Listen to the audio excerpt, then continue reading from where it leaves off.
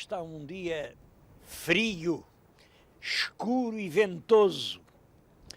Bom, mas isso não quer dizer que daqui a 1 hora ou 2 não faça um sol esplêndido.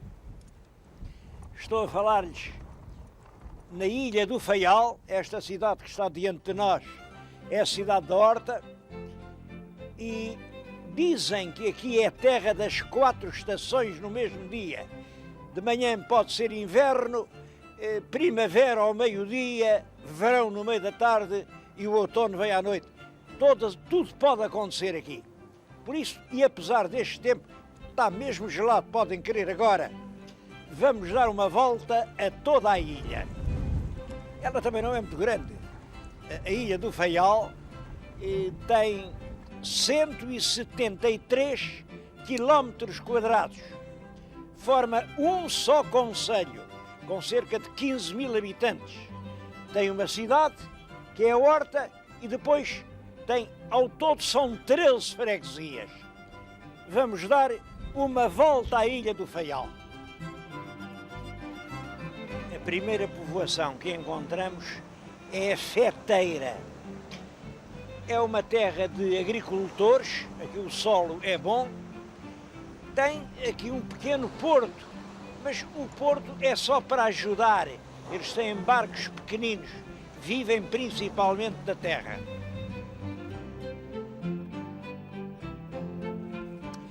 É nesta costa baixa do sul que está o aeroporto da Horta. É um aeroporto bom, aliás vai ser ainda muito ampliado, vai ser um grande aeroporto.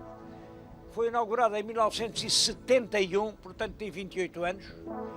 E devo dizer, aqui é um avião que sai daqui e vai direto a Lisboa. Bom, e não é muito caro. O voo ida e volta daqui a Lisboa são 32 contos, 270.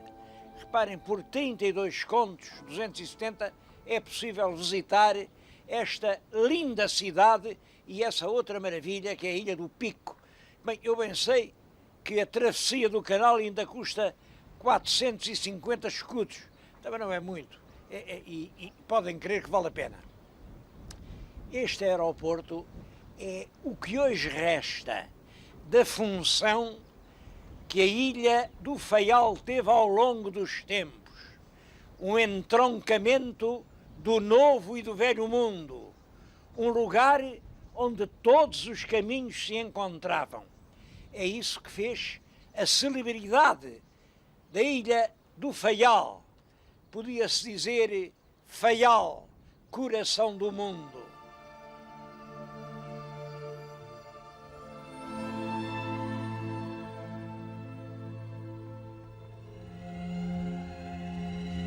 A costa, virada ao sul, termina neste estranho monumento que é o Morro de Castelo Branco. E não é castelo nenhum, mas realmente visto ao longe dá a ideia de um castelo. E como a cor dos rochedos é clara, os primeiros habitantes chamaram-lhe, talvez com saudades da sua terra, Castelo Branco. Ainda hoje é Castelo Branco que isto se chama. Agora daqui podem avistar toda a costa virada ao oeste. Acho que avista um casario, é o Varadouro. O Varadouro é uma espécie de praia aqui do Faial, e depois na ponta, onde acaba, é o famoso vulcão dos Capelinhos. Vamos até lá.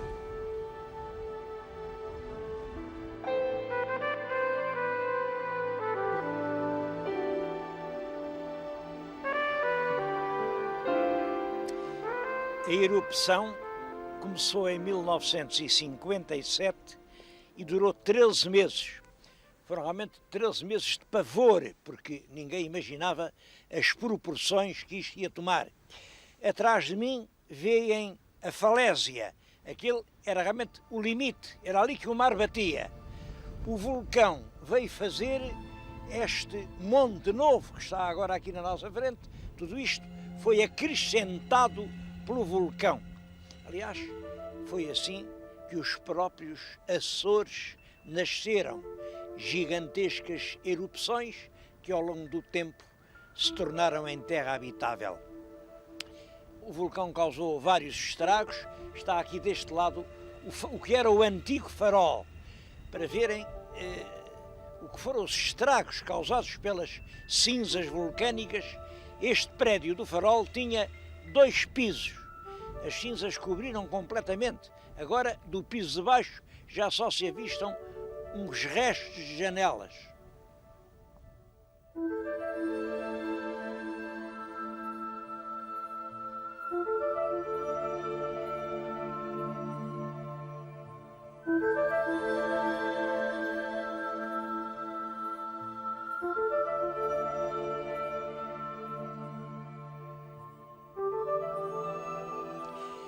Na ponta dos Capelinhos, a costa inflete para norte e a paisagem muda completamente.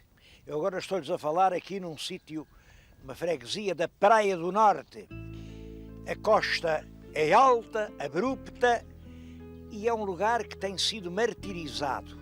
Ainda em 1998, a ilha foi sacudida por um terremoto que deixou muitas feridas. Estas casas completamente caídas ou a esbarrondar-se são do terremoto de 98.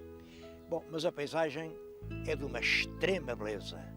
Esses grandes mirantes sobre o mar é de extrema beleza, podem crer.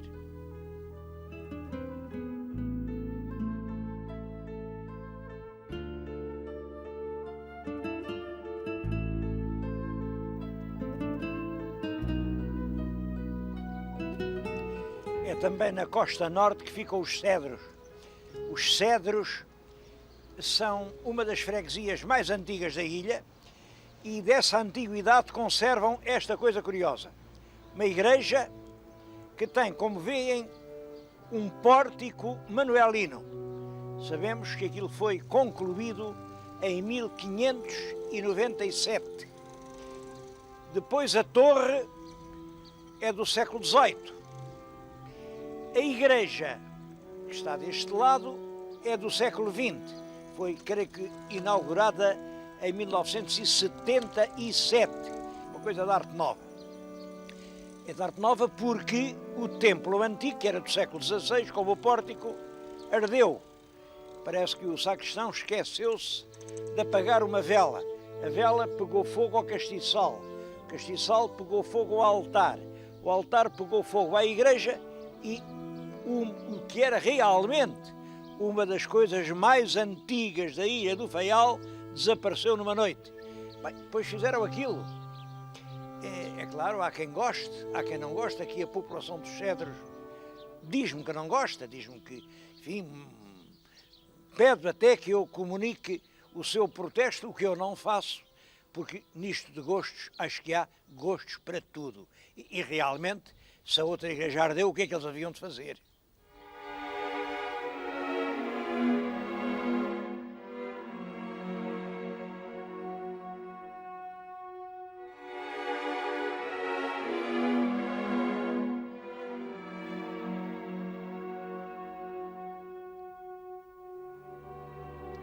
A seguir aos Cedros e também a olhar para o norte ficam 2 freguesias, o Salão e a Ribeirinha.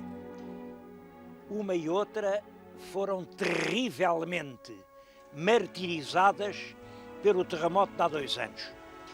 Este cenário espantoso que estamos a ver é tudo quanto resta da igreja matriz do Salão. Isto são as pedras dos arcos, isto são fragmentos da talha dos altares. Vê-se aqui no chão ainda a renda que recobria os altares. Além está a pia de água benta, o altar-mor, aquela coisa mais alta, aquilo é o píncaro da torre, porque a terra abriu-se e engoliu a igreja. A igreja foi literalmente metida no ventre da terra. Já lá vão 2 anos e isto está assim.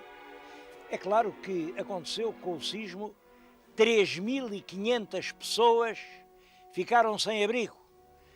o governo dos Açores teve primeiro que acudir aos vivos. Fizeram-se habitações rapidamente, reconstruiu-se muita coisa, mas já lá vão 2 anos e ainda está muito por fazer. Eu estou a falar isto não leva nenhuma censura a ninguém, a não ser talvez a nós próprios. Preocupamos-nos tanto com as catástrofes que acontecem ao longe e até nem reparamos numa catástrofe ocorrida há tão pouco tempo e aqui ao pé de nós. Isto continua por terra. As casas continuam muitas por fazer. Também é preciso acudir depressa à Ilha do Faial.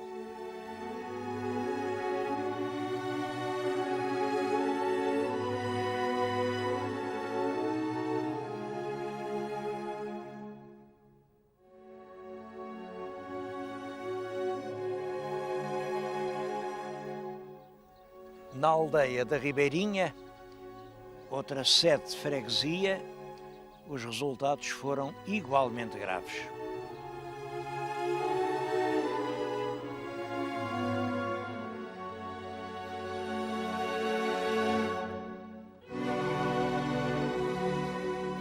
Estamos agora em Pedro Miguel, que é a sede de uma freguesia. Aqui a igreja, na altura do terremoto, só caiu uma das capelas laterais. Bom, mas dias depois, mãos criminosas e nunca encontradas pegaram-lhe o fogo e hoje a igreja é isto que se vê, é realmente uma ruína acabrunhante.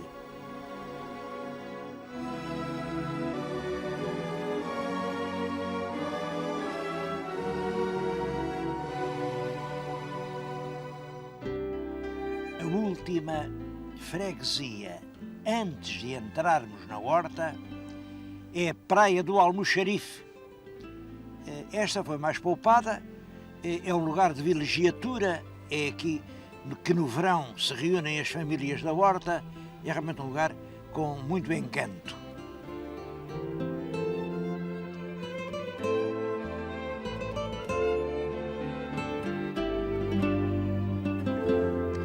Completamos o périplo da ilha. Vem agora ao fundo, outra vez, o Monte da Guia de onde partimos. Demos a volta toda e estamos agora aqui na Espalamaca. E vêem diante de nós a cidade da Horta. Vamos entrar na cidade, mas antes disso, quero levá-los a uma freguesia que não pode ficar esquecida. Os Flamengos. Esta aldeia dos Flamengos está ligada à instalação aqui de uma colónia de homens vindos da Flandres. Bom, isso deu origem a uma das lendas curiosas da história açoriana. Em muitos livros se lê que houve aqui milhares de flamengos, era uma altura em que toda a gente falava ao Flamengo. Não tem qualquer verdade, tudo se reduz a isto. O primeiro capitão donatário da ilha, quando a ilha não tinha quase ninguém, tinha uns casais miseráveis por aí a rotear, foi realmente um flamengo, um Josse Urtere, ou Urtere, que à portuguesa se dizia Jorge Dutra. O Jorge Dutra, para casar com uma criada da nossa infanta, Dona Beatriz, tinham que lhe dar um dote. Bom, e então fizeram-lhe esta proposta. Olha, casas com esta rapariga e damos-te uma ilha. A ilha foi esta. Isto é o dote para ele casar com uma criada de uma infanta portuguesa, Dona Brites. A verdade é que ele veio realmente para aqui, instalou-se, teve uma numerosa família, numerosa, ainda hoje há descendentes dessa família que se revelou ilustre, mas teve muita dificuldade em arranjar quem trabalhasse a terra. A certa altura faz uma tentativa de recrutamento de trabalhadores na Flandres e vem realmente um grupo há uma fonte que diz que eram 15 flamengos que vieram. Mas é claro, não faltam fantasias a dizer que foram milhares, que foram muitos navios, não. A notícia que temos é que eram 15 homens que se instalaram neste vale. Este vale era o melhorzinho que havia na ilha. Corre uma ribeira, as terras, portanto, tinham água. A verdade é que os flamengos não se adaptaram. Ao fim do ano, revoltaram-se, correram atrás do capitão Donatário. O capitão teve que fugir para Lisboa e os flamengos tiveram que ser metidos na ordem. Não sei o que lhes aconteceu. Naturalmente, uns ficaram, outros fugiram, outros terão sido castigados. Algumas famílias ilustres aqui, como realmente essa dos Dutras, do Van der Hagen, que é um homem que vem introduzir aqui a cultura do pastel, dos Goulares, dos Bruns, essas famílias mais importantes podem ter relação realmente com os flamengos. Mas o resto, toda esta gente que veio finalmente a rotear e estabelecer aquelas aldeias que vimos, eram portugueses. Eu não vim aqui aos flamengos há algum tempo e agora vejo que a aldeia foi também atingida com toda a força pelo terremoto e que 2 anos depois continua um montão de ruínas. Não sabia, e foi para mim uma grande surpresa, ver que o terremoto tinha tido consequências tão trágicas e que se fez ainda tão pouco para lavar estas cicatrizes. Isto é uma situação que nos deixa a todos envergonhados.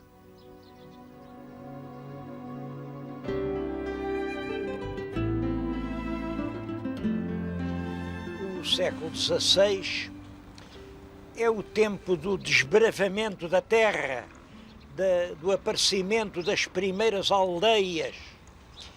Bom, mas já no século XVII, a seguir à restauração, porque antes da restauração isto estava sob o domínio de Castela e, portanto, os ingleses não podiam passar por aqui. Nem os ingleses, nem naturalmente os das colónias americanas. Mas depois da restauração, isto transforma-se numa escala de toda a navegação à vela que da América se dirige para a Europa ou da Europa se dirige para a América. Depois dos navios à vela, vêm os navios a carvão. Havia muitos que já chegavam aqui a queimar a mobília. Pois bem, havia aqui grandes depósitos de carvão que permitia continuar a viagem até a Europa. Depois da navegação a carvão é o tempo do cabo submarino. O telégrafo levava as notícias do velho para o novo mundo e do novo mundo para o velho mundo, mas através de cabos estendidos no fundo do mar. Muitos desses cabos amarravam aqui. O cabo submarino tinha uma das suas principais estações aqui na Horta. Amarravam aqui cabos vindos de muitos países.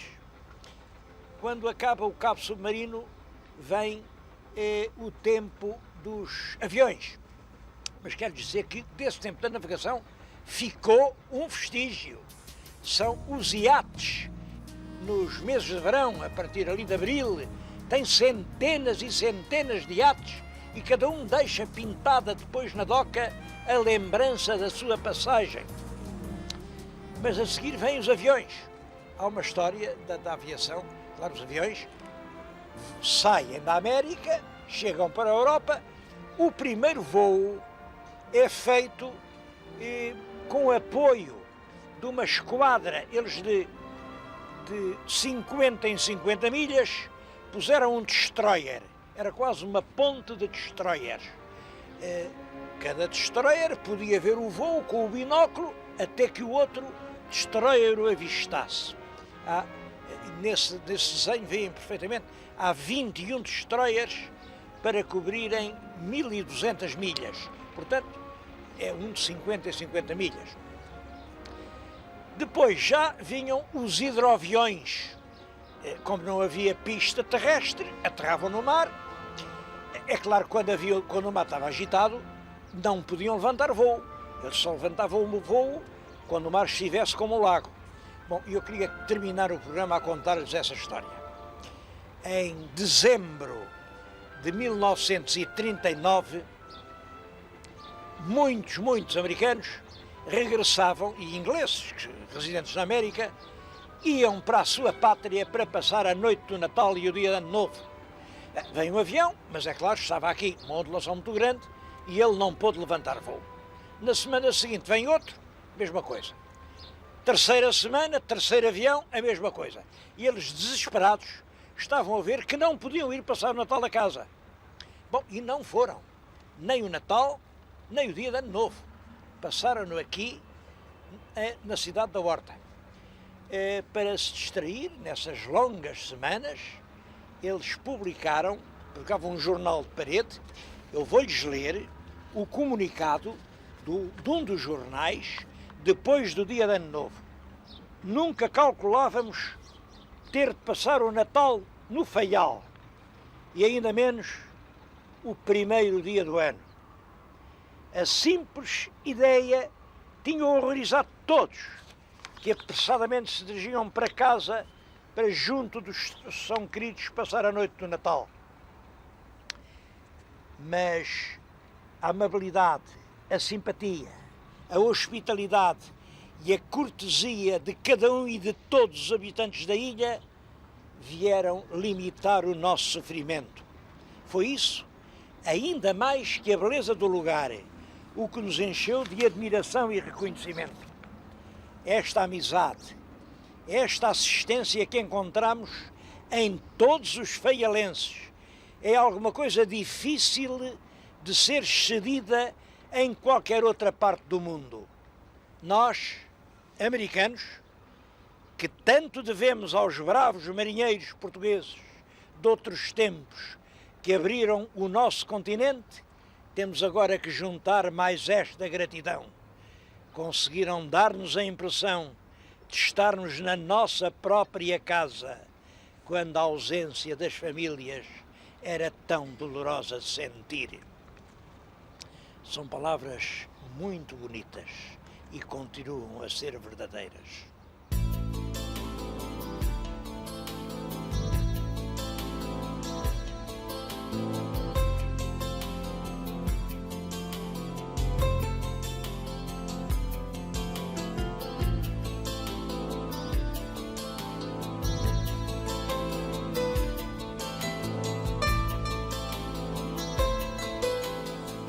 Mas eu não queria acabar sem me referir a um outro aspecto do Faial.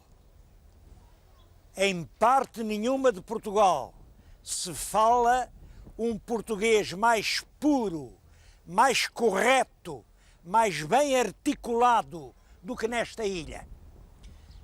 Esta gente parece que nasceu para falar bem, e a isso devem alguns faialenses ilustres os altos postos a que chegaram. Atrás de mim veio uma estátua.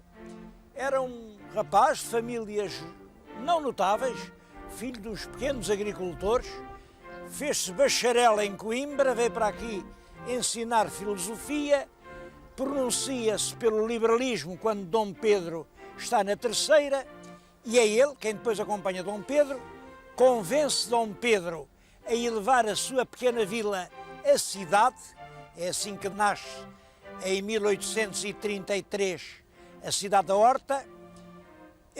Vai para o governo, é um homem sério, aprumado, inteligente, com muito método e que se recusa a ter partido.